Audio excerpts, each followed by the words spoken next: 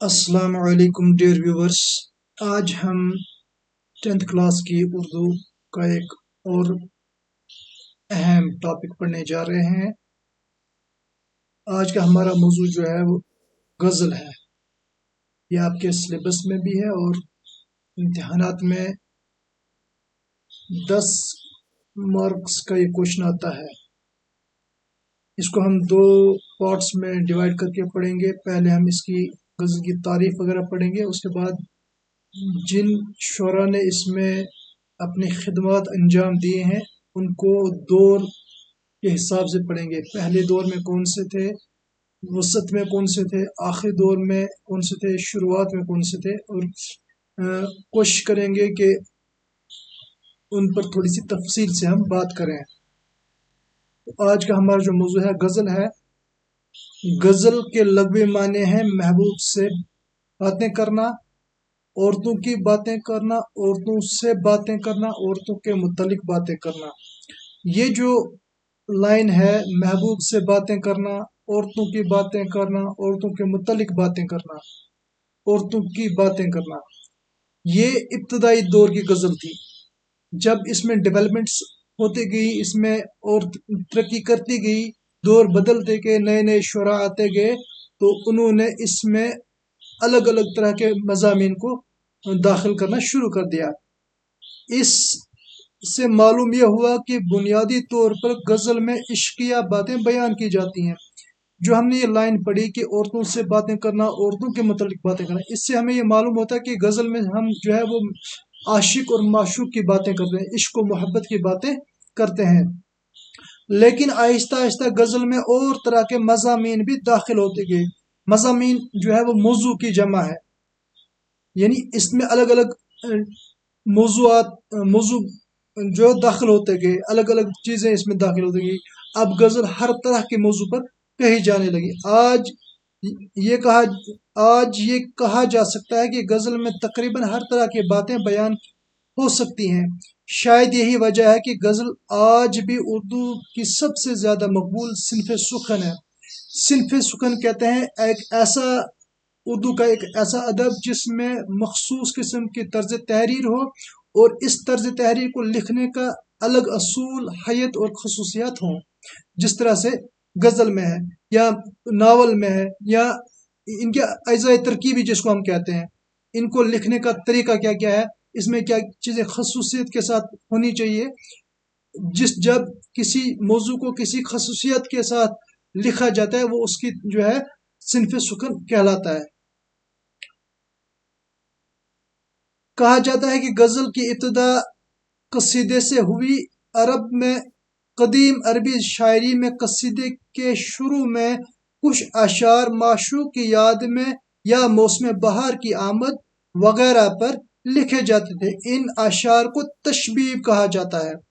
اب تشبیب کسے کہتے ہیں؟ تشبیب کہتے ہیں وہ تمہیدی حصہ جس میں شاعر قصے کی ابتدا کرنے سے پہلے تشبیب وہ تمہیدی حصہ ہے جس سے شاعر قصیدے کی ابتدا کرتا ہے تاکہ کلام میں دلچسپی پیدا ہو، یعنی اس میں کچھ تفصیلات کے ساتھ کچھ چیزیں بیان کرتا ہے۔ اس میں حسن، عشق، بہار، فطرت، محبوب یا کسی اور دلچسپ موضوع کا ذکر کرتا ہے جس سے ایک انٹرسٹ پیدا ہو جائے، تاکہ جو غزل سننے والا ہے اس کو دلچسپی پیدا ہو جائے، اس کو یہ اور دل کرے کہ اس کو اور ہم سنتے رہیں۔ تمہیدی کہتے ہیں تفصیل کے ساتھ بیان کرنا، مدح کرنا کسی کی۔ قصیدے میں کیا ہوتا تھا، یہ ایسی نظم ہوتی تھی جس میں عموماً کسی شخص، بادشاہ، بزرگ یا کسی خاص موضوع پر تعریف کی جاتی تھی۔ اس کو ہم قصیدہ کہتے ہیں۔ قصیدہ کے لغوی معنی ہے تعریف کرنا، کسی کی مدح کرنا، ٹھیک ہے۔ تشبیب کے مضامین پر مبنی اشعار قصیدے کے علاوہ آزادانہ طور پر بھی کہے جاتے تھے۔ اس طرح غزل وجود میں آئی۔ تو جب اس میں قصیدے کی حیت میں یا تشبیب کے مطابق اس کو ہم شعر کہنے لگے تمہید کے طور پر، تو اس طرح سے آہستہ آہستہ کر کے غزل وجود میں آتی ہے۔ ادھر اسلام سے قبل ہی عربی میں ایک طرح کی شاعری وجود میں آ چکی تھی جسے ازری کہا جاتا تھا۔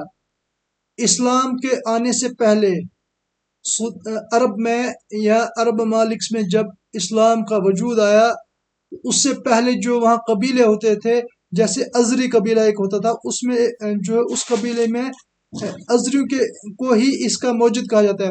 اس قبیلے میں کیا ہوتا تھا کہ بڑے بزرگوں کے مدح میں کچھ اشعار لکھے جاتے تھے، اسے ازری کہا جاتا تھا۔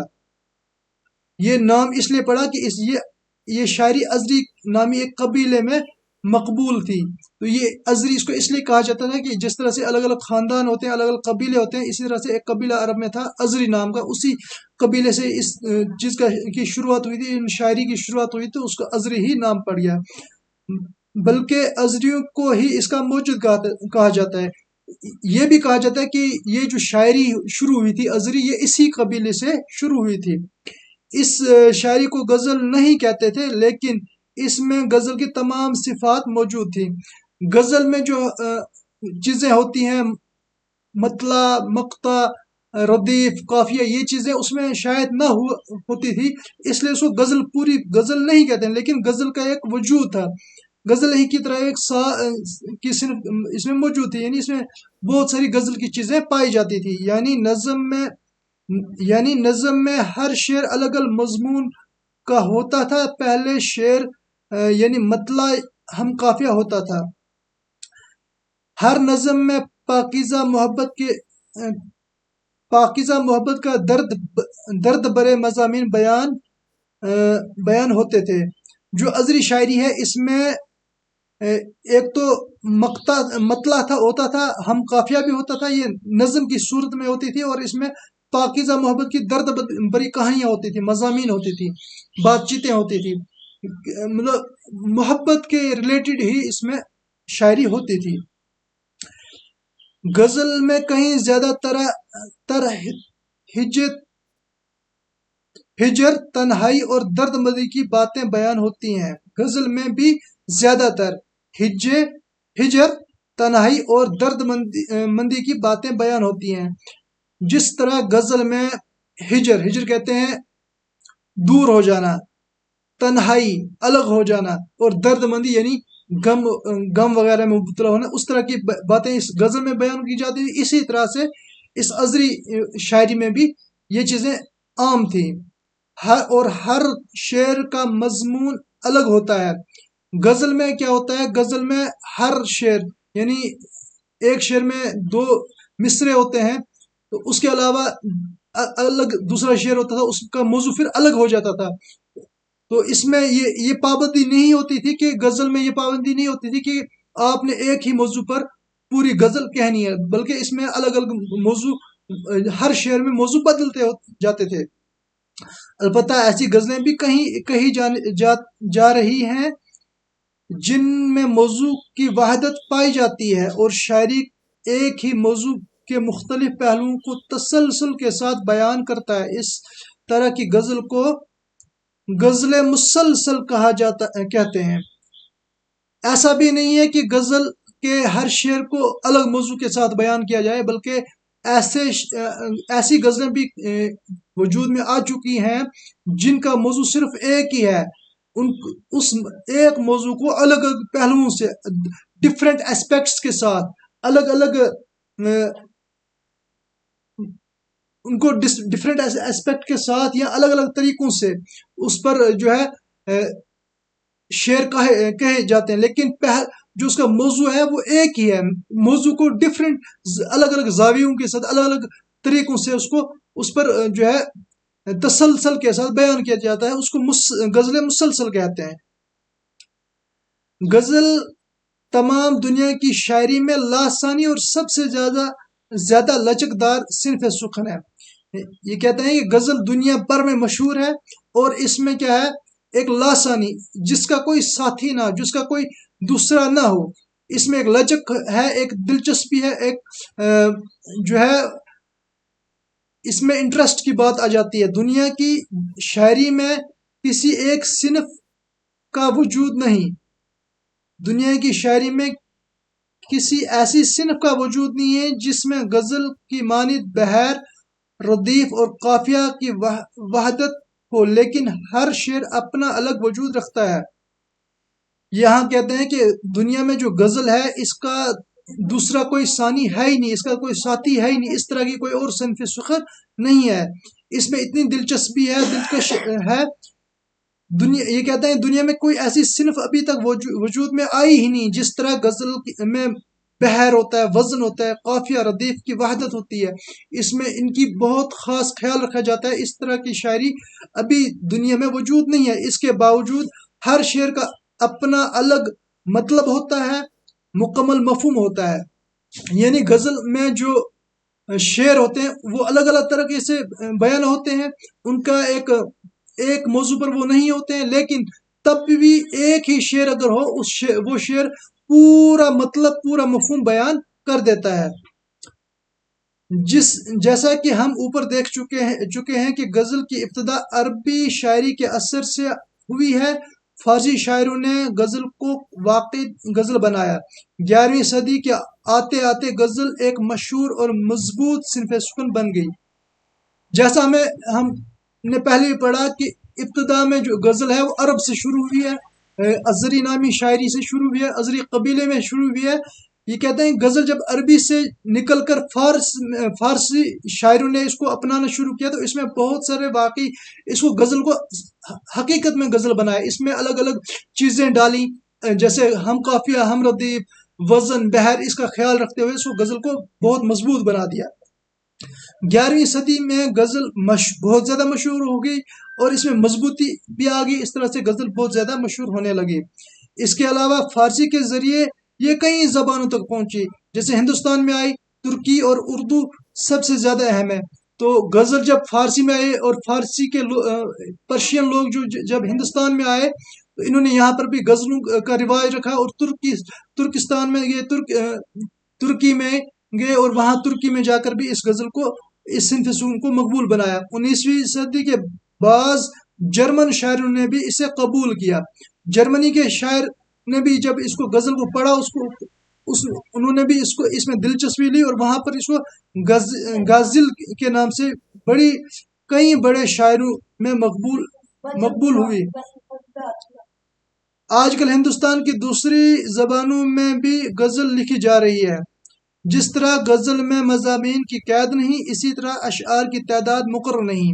عام طور پر غزل میں 5 اشعار ہوتے ہیں اور 19 اشعار تک کی غزل ہوتی ہے، لیکن کئی غزلوں میں اس سے زیادہ اشعار بھی ملتے ہیں۔ کہتا ہے جس طرح غزل میں مضامین کی کوئی قید نہیں ہے، ہم ہر طرح کے موضوع پر غزل کو لکھ سکتے ہیں، ہر طرح کے مضامین اس میں شامل ہو سکتے ہیں۔ اس میں پہلے صرف عورتوں کے متعلق غزل کہی جاتی تھی، اب اس میں الگ الگ مضامین آ گئے ہیں، اس میں ہر طرح کے مضامین کے ساتھ ساتھ غزل لکھی جاتی ہے۔ اسی طرح اس کی جو اشعار ہیں ان کی کوئی قید نہیں ہے، اگر ہم کم سے کم 5 اشعار بھی لکھ سکتے ہیں اور زیادہ سے زیادہ 19 اشعار بھی لکھ سکتے ہیں، لیکن کچھ ایسی غزلیں بھی موجود ہیں جن میں 19 اشعار سے زیادہ بھی لکھے گئے ہیں۔ غزل کا پہلا شعر مطلع کہلاتا ہے، جس میں ہم قافیہ اور ہم ردیف ہوتے ہیں۔ ردیف کسے کہتے ہیں؟ ردیف کہتے ہیں جو قافیہ کے بعد آئے۔ یہ ردیف سے پہلے جو ہے وہ قافیہ ہوتا ہے، اور قافیہ کے بعد ردیف ہوتا ہے۔ جس طرح سے ہم ایک شعر پڑھیں گے، ہر طرف خوشیوں کا پیغام آیا، میرے دل کو آپ کا سلام آیا۔ اس میں جو آیا لفظ ہے، آیا، جیسے میں نے شعر پڑھا، ہر طرف خوشیوں کا پیغام آیا، جو آیا لفظ ہے یہ ردیف ہے۔ یہ کیا ہے؟ ردیف ہے، آخر میں ہے ردیف ہے، اور اس سے پہلے ہے پیغام۔